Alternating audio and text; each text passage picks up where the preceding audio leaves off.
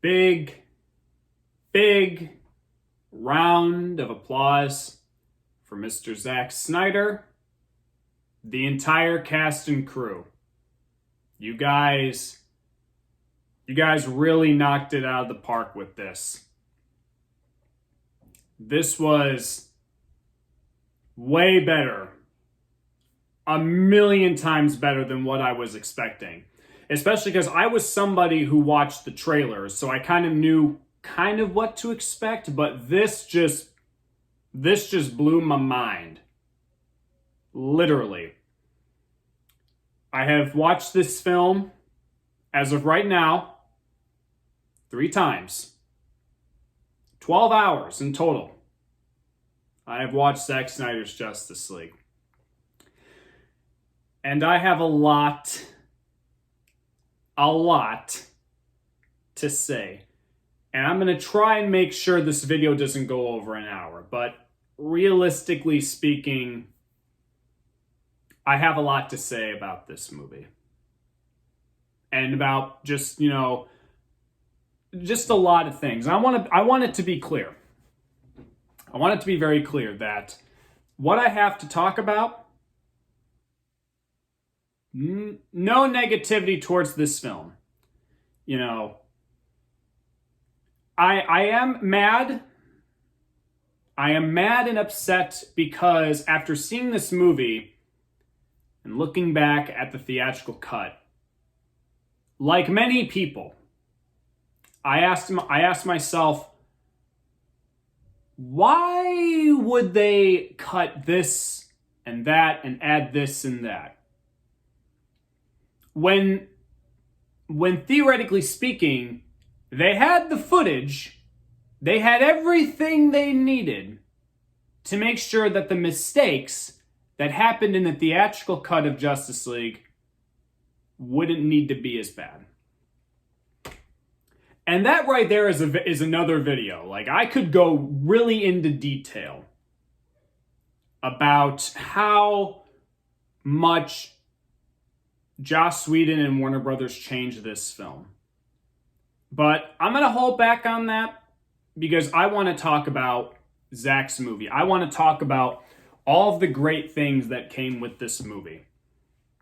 And I'll probably save what I want to say about, how they changed it in another video. But this is Zack Snyder's Justice League, ladies and gentlemen. It is directed by Zack Snyder, starring Henry Cavill, Ben Affleck, Gal Gadot, Jason Momoa, Ray Fisher, Ezra Miller, a whole bunch of great cast members. Whole bunch of them. And I will say right now, from start to finish, on my very first watch of this movie, and still from my other watches, I was not bored in the slightest. This movie, for me personally, flew by nice and smooth. And the way that it was handled, everything was explained, just like in the extended edition of Batman v Superman. Everything is explained so crystal clear. All of the characters are given such great moments to develop their characters. The action is a lot more intense. The music is a million times better. Everything is a million times better than the theatrical cut. This is the way you see this movie. And it is Zack Snyder's Justice League. I will never be going back to the theatrical release of Justice League because it is garbage. Because there are people who have said the same thing. There is nothing redeemable. There is absolutely nothing redeemable about that theatrical cut. Absolutely nothing. Zack Snyder's Justice League is the one and only Justice League in my opinion. And I will say, I'm just going to say now, there will be spoilers in this video. If you have not seen Zack Snyder's Justice League, do not watch this video. Stop watching. Go watch his cut and come right back, because now that it is officially out, now the Snyder Cut is officially out, people already been talking about spoilers and whatnot. I don't think I'm going to be able to hold myself back from spoilers because there is so much to talk about in this film, but I'm only going to talk about the things that I really do like that might be considered spoilers. So you have been warned. If you have not seen Zack Snyder's Justice League, go get HBO Max, go watch it, come right back here. Like I said, from start to finish, this movie just flew by for me. I was excited about everything that was happening on the screen.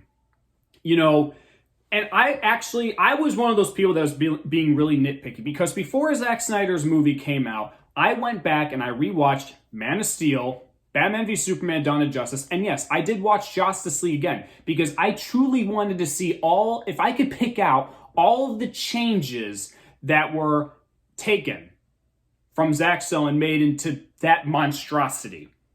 And I did. Everything I was pointing out, because I ended up watching it first by myself because my stepdad was working. I was going to watch with him later. So I was by myself, literally looking at the screen going, yep, they changed that, they made that a whole lot worse. It's already really better. And there are a couple of things that I will probably bring out right now that are spoilers. So again, you've been warned. I'm going into spoiler territory. I can't help myself. But just to get the big stuff out of the way is like, yes, I enjoyed everything about this film. I love this film. Even though it's 4 hours and 2 minutes, there's never a dull moment in this film. Is it my favorite superhero film of all time? Honestly, it's now at a tie between Batman v Superman and Zack Snyder's Justice League, because both of these two films just exceed in so many great ways that honestly, it's a tie. I can't pick a favorite. I love both of them so much. And I'm going to save the grade for the end because now I kind of want to talk about some amazing things from this movie that are spoilers. One thing is the opening of the movie. The opening of the movie starts off with us seeing the death of Superman again. And as he is dying, we see the echoes of his voice scattered throughout the world. And everybody knows that the god is dead. Exactly with what Lex Luthor said at the ending of Dawn of Justice. The bell has already been rung. What was the bell? It was Superman's dying voice. So right then there, you get the answer to that question. And we get to see how everybody is reacting to his death in a much more emotional way. With, him dying, seeing Wonder Woman, Batman, look upon him as he's dying going, oh, shit, we're doomed. And then as the camera moves, we see Lex Luthor experiencing and looking at Steppenwolf from an extended scene in Dawn of Justice. We see Cyborg notice that the Mother Box is awakened. The Atlanteans know he's dead. The Amazons know he's dead. The whole world knows he's dead in a much more better way than we did in the 2017 cut. And that was just great. That was right then and there. Right then and there from that opening scene, I was hooked. So now I'm going to be kind of jumping ahead, so I do apologize, but it's just what's kind of going through my mind right now because kind of like what I said earlier, I was actually going to hold off the Snyder Cut review until later because I wanted to gather my thoughts, but no, I want to talk about it right now. Another scene that they cut from this movie that I am actually really upset that they cut from the theatrical release is a scene involving Wonder Woman. As many of you know, there is a scene in the theatrical cut and in this movie where Wonder Woman saves a group of children and civilians from a terrorist threat. And in the theatrical cut, and let me just clarify this right now. The kids that she saved, it's a whole group of little girls. Whole group of little girls. Okay. In the theatrical cut, after she saves the day, it cuts. We don't see the aftermath of that. But in Zack Snyder's version, we do. We see the aftermath of how Wonder Woman gets these civilians back on their feet. And there's a scene in this movie where Wonder Woman sees that there is a little girl on the floor, still a little bit scared, but reassured because Wonder Woman has saved the day. And Wonder Woman says, "Are you okay, princess?" And the little girl looks to Wonder Woman and she says, "Can I be just like you one day?" And Wonder Woman says, "You can be whatever you want to be." There should probably be a counter for how many times I'm going to say this, but why would you cut that out?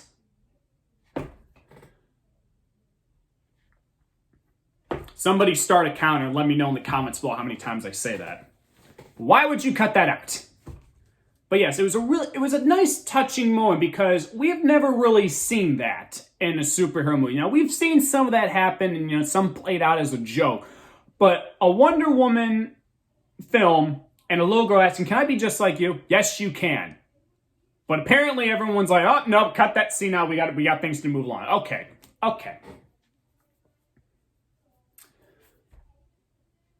Cyborg Story. Wow. An emotional roller coaster. Why would they cut that out? Huh? Why? Why cut that out? Why cut out character development? I don't know. I don't get it. And I know it sounds like I'm believe me guys, you know how much I love this movie. Just from the opening of this video, you know how much I love this movie. But I can't deny the fact that I am upset with the fact that they changed so much of this movie. Cyborg's backstory. Amazing. Absolutely amazing. It's great character development. There are so many scenes that make him so relatable and we can understand his pain. Just fantastic. Absolutely fantastic. Steppenwolf. Oh my God. He looks amazing. He actually looks like a threat. And he kicks so much ass.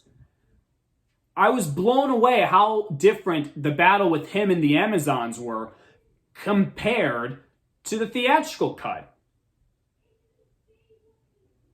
It's insane. Even when I watched it the second time, my stepdad, even he was like, "Wow, that fight was a lot more intense and a lot better than the theatrical release." I'm like, eh? And this is only 30 minutes into the movie. No joke. When Steppenwolf invades the Amazons, that's only the first half hour. We still have 3.5 hours to go. But then again, I'm trying not to make this a super long video, but there are some things that I just have to point out because of how good they are, and some things that I was a little upset by with the theatrical cut. But yeah, all the added stuff with Steppenwolf, Desaad, Darkseid, it's like you give even the villains a reason as to why they're here. We know Steppenwolf's motivation now. In the theatrical cut, it was just like, "Oh, the mother box has called me. I must please mother." What? In the Snyder cut, we learn that Steppenwolf is trying to take the mother boxes and take planet Earth because he has been exiled from his home world, which is Apocalypse, the home world of Darkseid. So he is doing this to please his master. Okay, there we go. We have motivations for our villain. Makes sense. But also, we learn why Darkseid is after the head hunch, the Thanos of the DC universe, ladies and gentlemen. Darkseid. We learn of his intentions, what he wants to do, why he failed the first time, and why he wants to succeed this time. Everything just plays out so much better.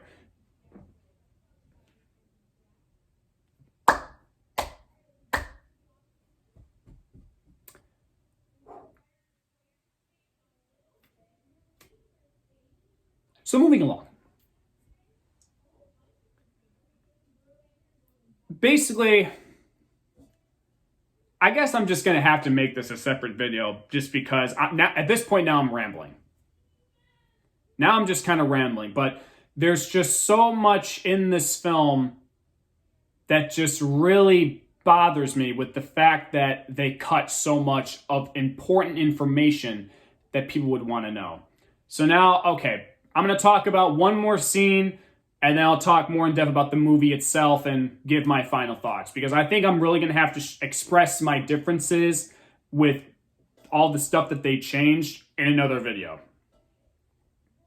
This is a big spoiler scene, so again, I'm going to warn you guys again. You don't want to hear it? Click out right now, because this kind of involves the ending of the movie. So you have been warned. Probably one of my favorite scenes in this movie is, you can probably have guessed from the videos I did earlier, is the interaction between Nightmare Batman and Nightmare Joker. That whole thing of dialogue was very intense. It reminded me a lot of the interrogation scene from The Dark Knight. Absolutely electrifying. Even though there were no punches, you can still feel the intensity in all these actors' voices. Jared Leto coming back as the Joker, he did great. He looked great. I still didn't have a problem with him in Suicide Squad, but I see why people did. And I think he nailed this much kind of darker Zack Snyder's version of this character. And all of the lines that he says about how he knows that Bruce has suffered a lot of losses, like a father, a mother, an adopted son. All the little references that are sprinkled out in this, like probably, I think, 2-minute conversation, maybe 3. You learn a lot more of the backstory with these two characters that we would have been exploring in future movies, besides all the stuff happening. But who knows? We never know. We never know. But it was just really great. I'm really glad that I got to see, that the world got to see Ben Affleck's Batman and Jared Leto's Joker talking. I'm happy with that. And then that scene kind of ends on a cliffhanger, but the ending of the movie ends with Bruce Wayne recruiting another member to the Justice League. So in a way, there is a cliffhanger, but it does wrap up the initial part of the story very, very well. And then we get the For Autumn message, because yes, this film was dedicated to Zack Snyder's daughter, Autumn Snyder, with the end credits playing her favorite song, Hallelujah, performed by Alison Krauss. And that was very, very sweet, very emotional. Overall, this movie just blew me away, guys. I mean, and I was talking to my stepdad about this yesterday. Would this movie have worked out in the theaters? Probably most likely not. Maybe for some hardcore fans, yes. And if there was an intermission between, the time marks. But I could see them wanting to dial down and cut some things out. But for me personally, I think everything was just fine as it is. And eventually, if this movie does get a theatrical release in IMAX, you bet your ass I'm paying full price for that. If I have to rent out a theater, I will. Because that's a film that deserves to be seen in IMAX for how it's filmed. Some other things that I know people have been talking about, the 4:3 ratio of the screen. First 10 minutes, I'm like, okay, I don't know if I'll be able to get used to it. After 15, I was used to it. Because we're seeing everything in IMAX, so we're seeing more of what we're meant to see. And it gives the movie a different kind of experience as you're watching it. So I had nothing wrong with the screen ratio. I think it was perfect. I think the film looked beautiful. The film looked beautiful. It looked like a Zack Snyder film. It sounded like a Zack Snyder film, thanks to Junkie XL's score. Everything about this movie is great. You guys know what I'm going to say. I'm giving Zack Snyder's Justice League a goddamn A+. And I mean that. If you're one of those people that are curious about this movie, you're not a big Zack Snyder fan, but you like superheroes and you've been hearing the hype about this movie, but you're curious to how you should watch it, I will give you guys some advice. If you really want to experience how different this movie is, I honest to God recommend to you guys rewatch Man of Steel, Batman v Superman Ultimate Edition, watch the 2017 theatrical cut, and then watch Zack's movie. Because one, you can see all the different things that they changed about his movie, and then you'll ask yourself the same thing. Why did they change it? And you may even be upset as I am, and I'll be making another video to talk about that. But it'll really make it much more meaningful if you watch those movies before you watch Zack's movie. Now, if you're just going in and you haven't seen any of the other films, you're going to be lost. I'm telling you this right now. You're going to be lost. It's much better to watch those movies, especially if you have an HBO Max subscription. All those movies are right there for you to watch. So you don't have to spend any other amount of money. You just have, even if you take a free day trial, you'll be able to enjoy all those movies right then and there. You can get all these movies done within the week. Now, if you're someone that isn't really a fan of the 4-hour watch time, there is a perk for that. The movie has chapters, but they're labeled as parts. And I noticed that if you're watching them from a video game system or even your phone or tablet, They have markers as to where the chapters are. And whenever they switch to a new chapter, the screen goes dark and it'll say part 1 and then the title of that chapter. So if you wanted to treat this movie like a series, you can. You can spend one day watching part 1 and then jump right back in and watch part 2. Or you can even watch a couple parts in a day, pause it, go to the bathroom, get a snack, stretch your legs, and watch it then. But if you're a hardcore fan, you got to watch the whole thing in one run, because that's what I did, and it was fantastic. I'm very satisfied with this movie. I'm glad that I finally got to see it. The only thing that I'm probably sad by is the fact that, you know, when the theatrical movie came out, I dragged a couple friends to go and see it, because I was in denial at that time that the movie was god-awful. And it's sad because I don't think I'm ever going to be able to get my friends to sit down and watch a 4-hour movie. But even so, just the movie that we were supposed to see in theaters, because it is the better version. And I feel like even if they did watch this movie, it would have a much better impact for them than the theatrical cut did. So that's especially because of the times we still live in right now. Like, I sincerely doubt my friends would ever want to sit down and watch this movie, but it's like, I would want them to watch it because it's what we were supposed to see, and it's just a much better movie and experience. And now I'm speaking directly to Zack and his family. Zack, you know she's very proud of you. You did an absolute amazing job. It's everything that I was looking forward to. There was never a dull moment in this film. I'm definitely going to be watching this movie as much as I possibly can. I'm probably going to watch it tonight just because it's that good. And I know that she's very proud of you, Zack. You did such a great job. And I hope that with the success of your film, we're able to hashtag restore the Snyderverse, because I would love to see where you take these characters next. Even if it's for 1 or 2 movies, I don't care. I want to see where they go. But hey, that's up to you. I'm grateful that we have your own superhero trilogy of Man of Steel, Batman v Superman, and now your Justice League movie. I'm still completely satisfied with your trilogy of movies. It's still an epic trilogy, and definitely one of the best. And that's why I'm giving your entire trilogy an A+. So guys, that is my reaction / review of Zack Snyder's Justice League. Let me know what you think down in the comments below. This video probably, the next video where I talk about like things that I was upset by, probably won't come out for a while because I have some other stuff that I need to do. I'm going to be getting back to work very soon. So you probably not expect that for a while, but I am going to try and get the Falcon and Winter Soldier video up as soon as possible. But thank you guys so much. If you haven't seen this movie, go watch it. I don't care if you have to take breaks and whatnot, just watch it. It's the best version, and it's just amazing. Thank you all so much for watching, and I'll see you guys next time for episode 1 of The Falcon and Winter Soldier. See you guys next time.